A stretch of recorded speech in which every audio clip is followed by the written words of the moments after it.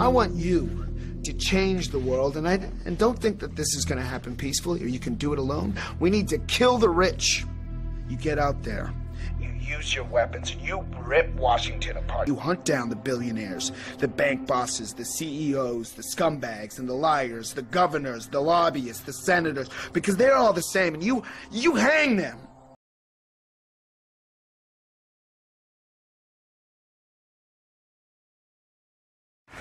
Sadly, my sister lost 4 of her friends and so many other friends in prison.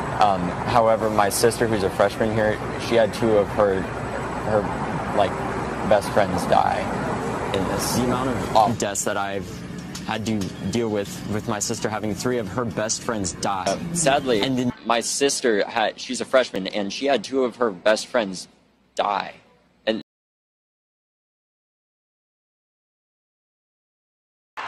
If you listen real close, you can hear the people in power shaking. They've gotten used to being protective of their position, choosing the safety of inaction. Inaction is no longer safe, and to that we say, no more. 96 people die every day from guns in our country, yet most representatives have no public stance on guns. And to that, we say, no more. We are going to make this the voting issue. We're going to take this to every election, to every state and every city. We're going to make sure the best people get in our elections to run, not as politicians, but as Americans.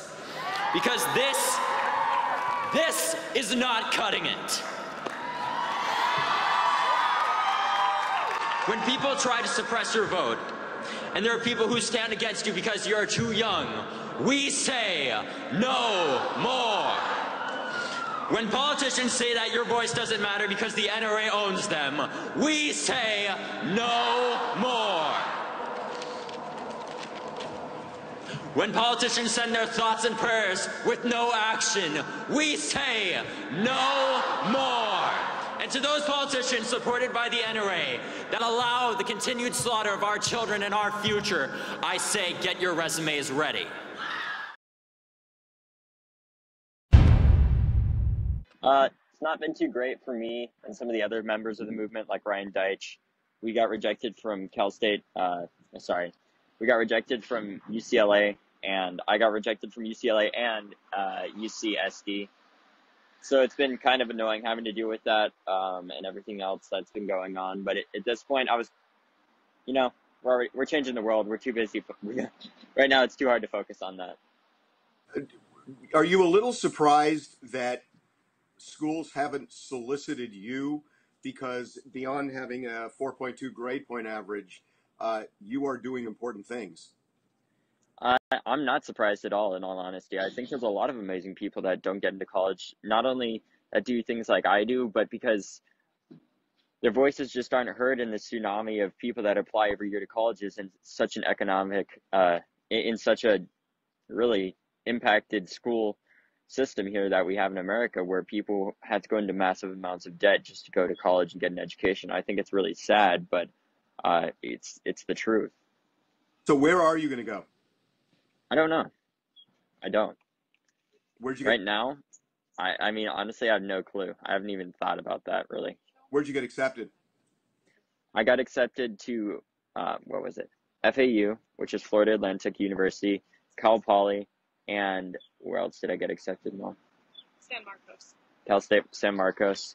I got rejected from, Cal State Long Beach as well. It must be a little disappointing, given that you had to go through this kind of trauma, you picked yourself up, and you created a movement that has really resonated around the world. It is absolutely disappointing, but at this point, we're already changing the world. If colleges want to support us in that, great. If they don't, it doesn't matter. We're still going to change the world.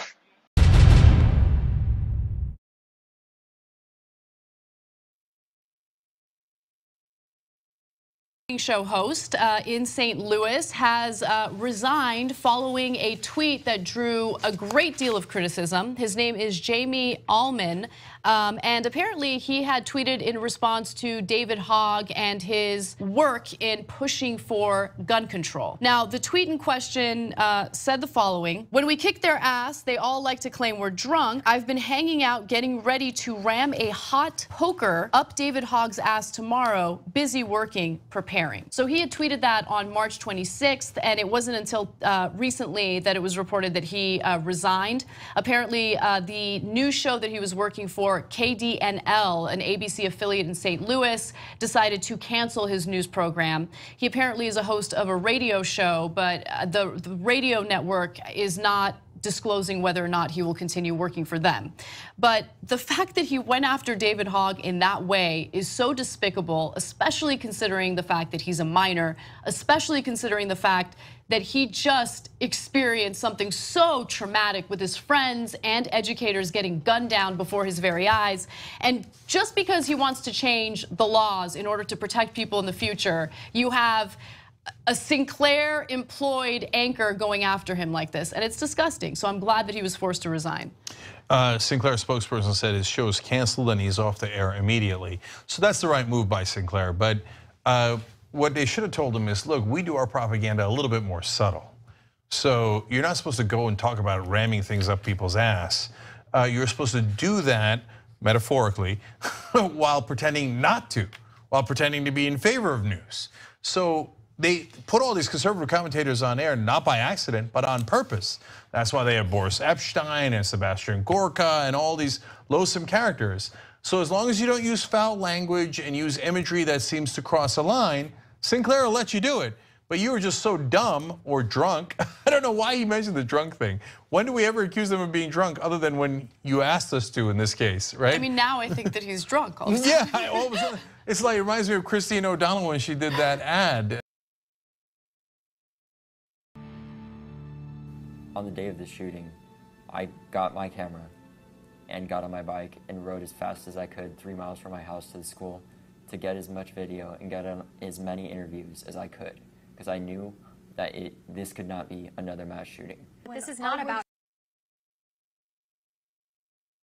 Their faces, and they wouldn't take action because they'll still see those dollar signs. Wait, what do you know about it? What do you know about the NRA? You don't know anything about the NRA. He doesn't even know how to pronounce Dana's last name. Yeah, he can't. Still, to this day, still can't pronounce Dana Lash. It's not Loesch, and she's not the CEO of the NRA. He had plenty more to say, attacking politicians for taking money. He says it's their job to fix America, and here's a continuation of that wonderful thought. like, do you guys ever think like, why the f are we the ones who are doing this? Well, at this point, it's like when your old ass parents like, I don't know how to send an iMessage, and you're just like, give me the phone, and you take it and you're like, okay, let me handle it, and you get it done in 1 second. Sadly, that's what we have to do with our government, because our parents don't know how to use democracy, so we have to. It just makes me think what sick are out there that want to continue to sell more guns, murder more children, and honestly just get reelected. What type of person are you when you want to see more money than children's lives? What type of person does that? You guys seem to have such mastery of the internet in a way that I feel like, I mean, literally any politician pretty much can't even approach it. And that's the great thing about it, because those aren't going to get reelected. But on the internet, they're on your turf essentially. Like, this is the way I think about it. But like, you actually have to take that turf and take it to theirs, which is like making laws happen and getting people elected, or making sure people don't get elected. And when you start hearing from your political aides that there's a of angry future voters, you start to worry a little bit.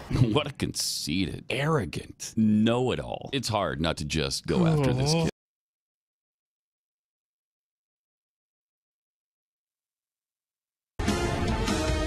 Tomorrow marks 3 weeks since the Parkland school shooting, and many voices have emerged in the fight for tougher gun laws, including many of the students of Stoneham Douglas High School.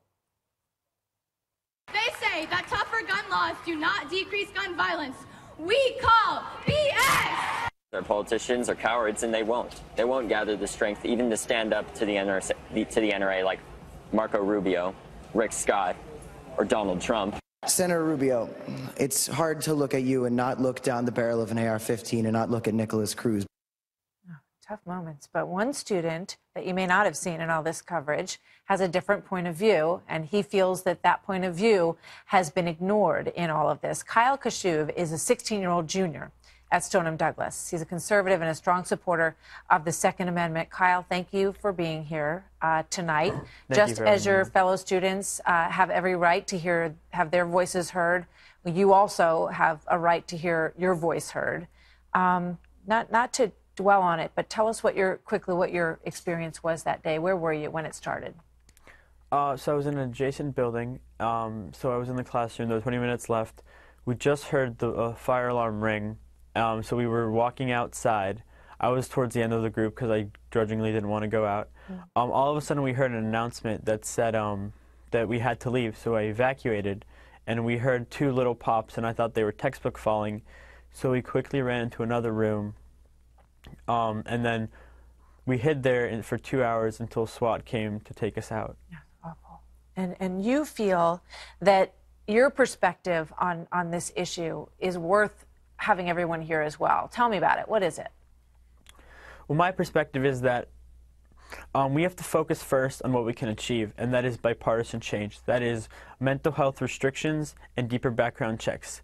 The debate on gun control should be a broader discussion that we needed to have after we can secure our schools. That is a priority. So you feel, and Andrew Pollack, whose daughter Meadow died at Parkland, he was here last night, and he has the same perspective. It's not that he doesn't ever want to talk about that, but he wants to pass things that you feel can be passed first, right? Yes, ma'am. I think that's absolutely paramount. We have to make sure that we secure our schools first and make sure this will never happen again, and only then can we have the gun control debate. I want to play David Hogg, who has been out there a lot. He's become, sort of very familiar to Americans. Here he is speaking out for on his side. Watch this. I actually hung up on the White House the other day. They actually called me the day before the listening session and asked if we were going to come, and I said, I'm not coming because we expect President Trump to come to the CNN town hall. And I ended on this message with them. I said, President Trump, we don't need to listen to President Trump. President Trump needs to listen to the screams of the children and the screams of this nation. What do you think about that, Kyle? I'm really trying to control my anger at what he said. Because, the president calls you and it shows he wants to make a change, and you're talking about bipartisan change, and the one man who controls, who leads our nation, comes to you and is like, look, let's do something, let's make it happen, and you hang up the phone on him. That's so hypocritical. David Hogg was like, we have to make a change, let's make this happen, and then the White House calls you and it was like, let's do it, I totally agree, let's make the change, and then you hang up on him and then you brag about it on national television. It's extremely counterproductive. Have you talked to him? Have you told him how you feel about all this? I haven't talked to David Hogg about this, no. What's your hope for the immediate change? I know the legislation is going through Florida right now. Well, I'm really hopeful because right now I see that a lot of positive legislation is being passed. We see that mental health restrictions are getting in place and deeper background checks, and I really think that it represents how non-divided our country is and how divisive, how decisive we can be. Kyle, thank you. We're sorry for what happened to you and all your friends and everything at your school, and we're glad that you have a chance to get your feelings out there about how you. Colton Hogg joins us tonight. Colton, thanks for coming on. Absolutely. Thank you guys so much for having me. And before we get into anything, I just want to make sure that everybody hasn't forgotten why we are actually here tonight. I mean, we lost 17 lives last week, and yes, I actually physically put 2 to rest, and to me that was the hardest thing in the world to endure. I mean, nobody should have to go through this, so as long as we're taking the right steps to move forward from this and make sure that this doesn't happen again, I'm all for that. Well, we certainly haven't forgotten. Thank you for reminding us yet again, and we think that the only way to make the country better and maybe put a dent in this scourge is to have a rational, thoughtful conversation about what to do next. And with that in mind, you were planning to go to this event last night, and tell me if I'm mischaracterizing any of this.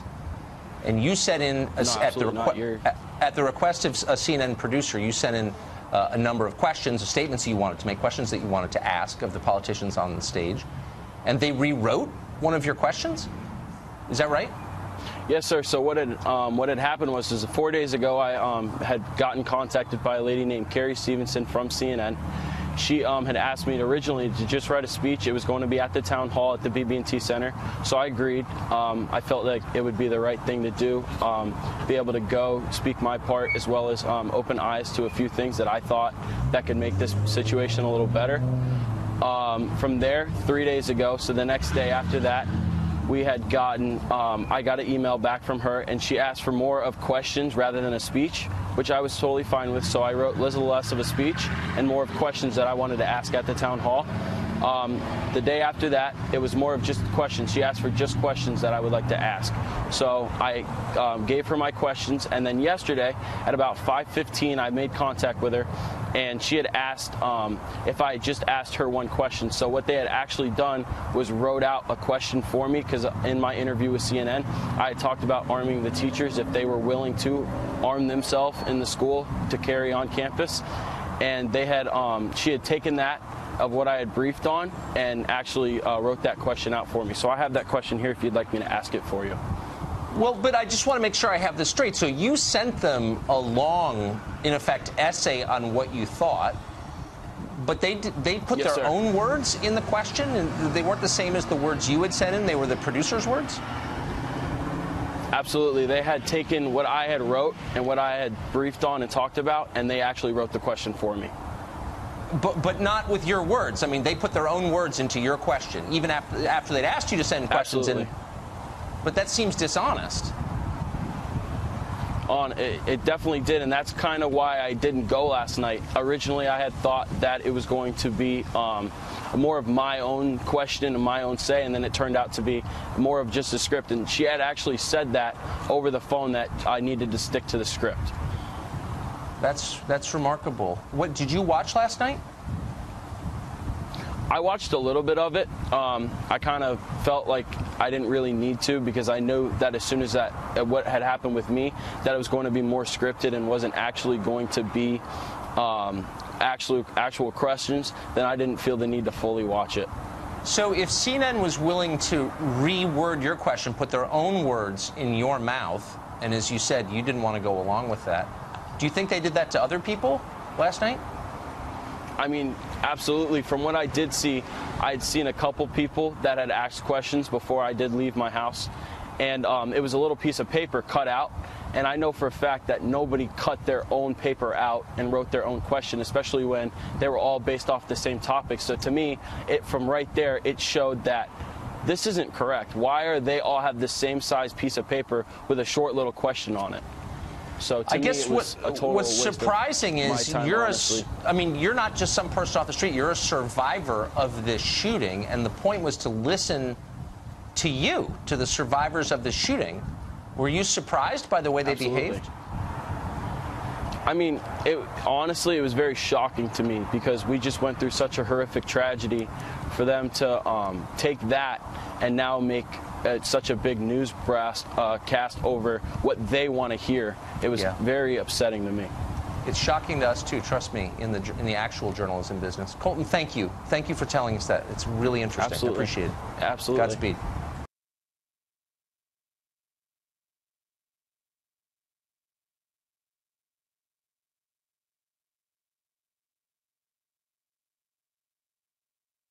Kyle Kashev was there that day at Parkland. He's a survivor of the shooting. He's a high school student in Parkland. He says he was recently called in for questioning by school officials for daring to go to a gun range with his dad. Kyle joins us tonight. So Kyle, thank you for coming on. Am I misstating that? Tell us what you did that earned you a trip to visit with armed authorities at your school. What was your crime? It wasn't even a trip. It was an interrogation. It was a clear attempt to intimidate me, and they used very, very, very harsh intimidation tactics. I mean, at the end of the day, I went shooting with my dad at a gun range. I mean, I did everything peacefully. And I went shooting with my dad, and I did absolutely nothing wrong. I mean, I posted a video of me showing my admiration for the Second Amendment and telling people to educate themselves about the Second Amendment, because we can't trust our government to defend ourselves. So you went to a gun range with your dad, which I think is still legal in this country, and you'd think that we would encourage this because you learn gun safety and how to handle a gun appropriately. You didn't misuse it. You got called in and interrogated. What questions could they have asked you? What would be the interrogation?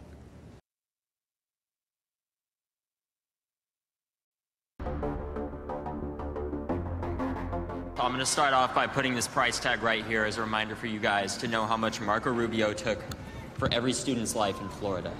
$1.05. It's more important to depict David Hogg and his latest opinion on the NRA versus real people who don't want to see this happen, who lost someone very close to them. When politicians say that your voice doesn't matter because the NRA owns them, we say no more. I actually hung up on the White House the other day. You hung up on the White House? Yeah. There's a clear-cut way to getting legislation passed, and there's a clear-cut way to getting adults to listen to you. And hanging up on the president, first of all, is not that way. This is not cutting it. Now is the time to come together, not as Democrats, not as Republicans, but as Americans. Even though they're Republicans and conservatives, they've reached across the aisle and they're doing the necessary work to make sure this doesn't happen. These are the people that need to be blasted across the headlines every single day. What type of person are you when you want to see more money than children's lives? What type of person does that? They can practice their Second Amendment rights all they want. I don't give a about that. Legal law-abiding gun owners of America, not all Stoneman Douglas students, hate you and think you're extreme. We can and we will change the world.